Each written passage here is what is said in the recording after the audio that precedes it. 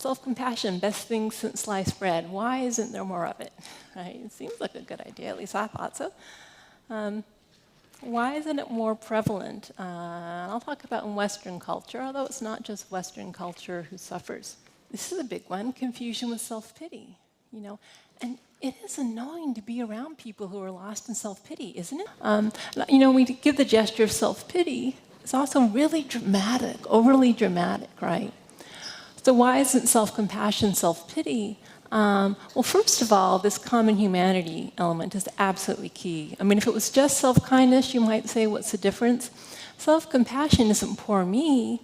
Self-compassion is, it's hard for all of us. The human experience is hard for me, for you. This is the way life is. It's not egocentric, quite the opposite. It's a much more connected way of relating to yourself. And also, this is why the mindfulness is so important. When we're mindful of our suffering, we see it as it is. We don't ignore it, but we also don't over-exaggerate it. This is a big one that comes up. And part of this is the problem with language. People say, but don't we need self-criticism? Don't we need some constructive, healthy criticism? Yeah, absolutely. I'm not talking about healthy, constructive, kind, supportive, encouraging criticism. I'm talking about harsh, nasty, belittling, you're worthless, you're no good type of criticism, And that language sounds extreme, but it's really not. If you actually write down, especially on a bad day, some of the things you say to yourself, it can be really shocking how nasty it is.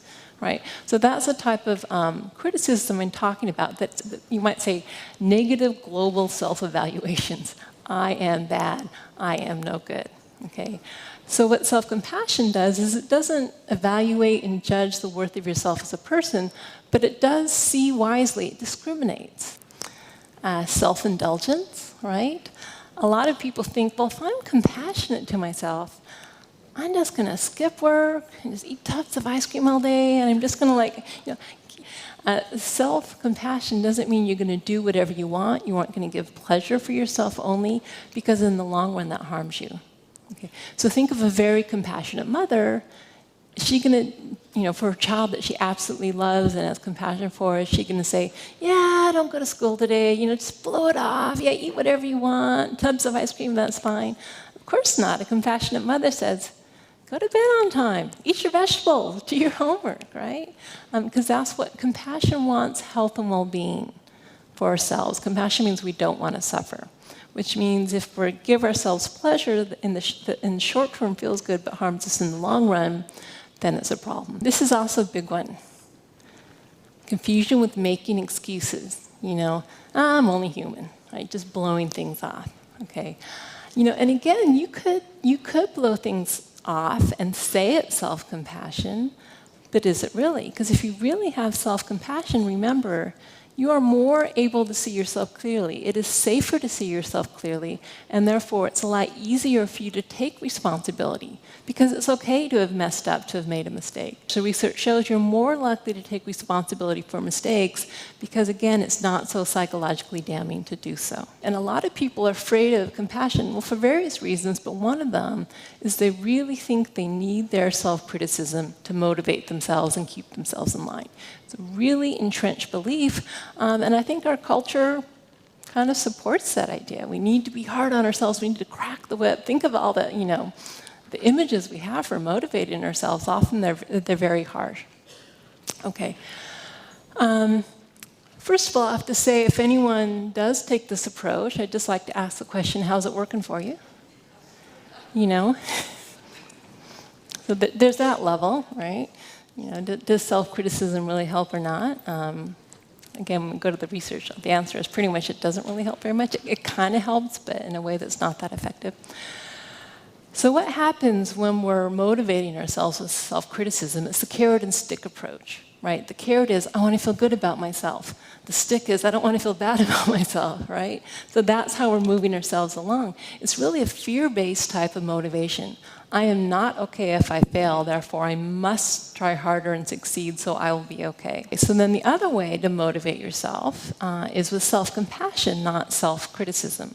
So self-compassion, there is motivation inherent in self-compassion, but it's all about wanting health and well-being for yourself and encouraging and supporting yourself to be healthy, as opposed to saying you are not worthwhile if you fail. Okay, so, and I've got this picture of a father and a son, because I really think it's a lot easier to understand these concepts when we think about friends or parents and children, and then apply them to ourselves. So we've got two scenarios, right? One is a boy comes home from high school with a failing math grade. Okay, and the kid wants to go to college. This is a problem. So the old way, actually, back when they used to have the saying, spare the rod, spoil the child, would be to harshly punish the kid, or even if it's not done with corporal punishment, a father could say, you loser, I'm disgusted with you. I'm ashamed. You are just, you really blew it. What a screw up. It kind of cringes, doesn't it? And sadly, I'm sure some of us in this room had that experience growing up. Okay, what's that going to do? Is that really going to motivate the kid? I mean, it may make the kid, behave, but what happens when you criticize like that, when we self-criticize especially, is first of all, we almost inevitably get depressed. Very painful. Depression is not exactly the most conducive mood to motivation. That's one of the things about depression, is you don't feel motivated, right? The other thing it does is it makes us lose faith in ourselves. If we all the time tell ourselves, I'm no good, I'm not worthy, I can't do it, we don't feel confident to take on new tasks. And actually, the research shows that self-confidence, or perceived confidence, is one of the most important factors in motivation that makes people keep trying. And then the third thing that happens when you constantly criticize yourself is you become afraid of failure. I'm not even going to try because the consequences, if I fail, are too devastating. Better just not even to go there. Okay. But imagine this scenario instead, which hopefully happens much more often. The son comes home with a failing math grade, and the father says, whoa, you must be really disappointed, Hey, listen, it's okay, it happens to everyone. People do fail. I still love you. You aren't bad for failing. I accept you anyway. But it is a problem. I know you want to go to college. You got to get your math grades up so you can get into a place like UC Berkeley, right? So what can I do to help you? How can I support you? Do I need to help you with your homework? Do I need to get in a tutor? Let's figure out what's going on. But I believe in you, and I know you can do it, and I'm here to nurture and support you along the way. Now, that's actually be much more effective in the long run for having that child learn the skills he needs to learn to go on. And yet we don't really do that with ourselves very much. For some reason, we believe that the harsh self-flagellation approach is more effective than being kind, supportive, encouraging, nurturing. Okay. So not only would I argue, but we'll talk about in a moment, there's research to show that that's really not the case. Self-compassion is a very effective motivator. There's another thing I'd like to talk about with this idea of motivating ourselves with self-criticism that I think is worth paying attention to. One of the reasons we're so attached to our self-criticism, even though it's painful, is because it gives us the illusion of control. You shouldn't have failed. Oh, that means theoretically it's possible that I would never fail. It's just because I did something wrong. You shouldn't have made a mistake. You shouldn't have been this. You shouldn't have been that. We love the illusion that it's theoretically possible to be perfect, to never have things go wrong. To do everything we want to do. Just a show of hands, how many of you, if you could snap your fingers and get rid of your absolute worst trait that you don't like about yourself, would do it? Why wouldn't you? If we had so much control, why are we still doing it? Because we don't have that much control. We have a little wiggle room, but not much. Our genes, our early history, our culture, our stress level. There's so many reasons why it's hard to be exactly who we want to be, right? But somehow when we criticize ourselves, we feel that, well, maybe if I just tried that little bit harder, I could be perfect. And that's not reality. Okay, so self-compassion takes a different approach. First of all, self-compassion is about self-acceptance. I fully accept myself as I am, flaws and all. I have compassion, kindness, love, even though I'm not perfect, even though I don't fail.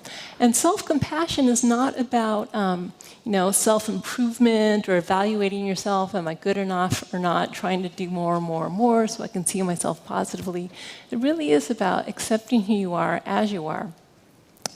Okay, well, does that contradict what I just said about motivation? Doesn't self-acceptance mean being passive, being complacent? Doesn't acceptance just mean acceptance? Well, yeah, it does, right? So if you accept things as they are, then how does that help motivate, make a change, right?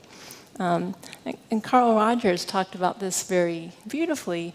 The curious paradox, and it is a paradox, is that when I accept myself as I am, then I can change, right?